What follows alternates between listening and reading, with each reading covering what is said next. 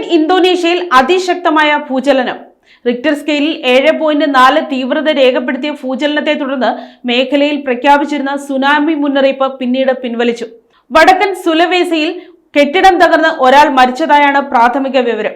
വ്യാഴാഴ്ച രാവിലെ പ്രാദേശിക സമയം 6:48ഓടെയാണ് ഇന്തോനേഷ്യയെ നടുക്കിയ അതിശക്തമായ ഭൂചലനം ഉണ്ടായത്. ടെർണേറ്റ് നഗരത്തിൽ നിന്ന് 20 കിലോമീറ്റർ അകലെ മോളുക്ക കടലിലാണ് ഭൂചലനത്തിന് പ്രഭവ കേന്ദ്രം.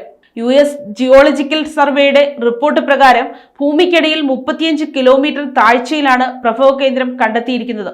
ഭൂചലനത്തിന് പിന്നാലെ ഇന്തോനേഷ്യ, ഫിലിപ്പീൻസ്, മലേഷ്യ തുടങ്ങിയ രാജ്യങ്ങളുടെ തീരപ്രദേശങ്ങളിൽ പസഫിക് സുനാമി വാർണിംഗ് സെന്റർ അതീവ ജാഗ്രതാ നിർദ്ദേശം നൽകിയിരുന്നു.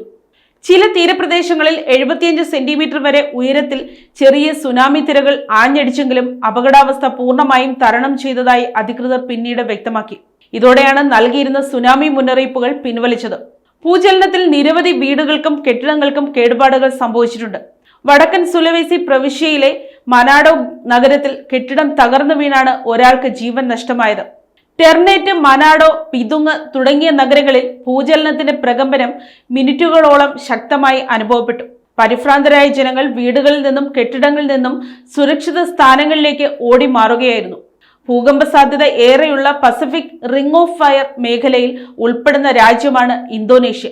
അതിനാൽ തന്നെ മുൻകരുതലുകൾ നടപടികൾ ഊർജിതമാക്കിയിട്ടുണ്ട്. കൂടുതൽ നാശനഷ്ടങ്ങൾ ഉണ്ടായിട്ടുണ്ടോ എന്ന കാര്യത്തിൽ അധികൃതർ വിശദമായ പരിശോധനകൾ നടത്തി വരികയാണ്.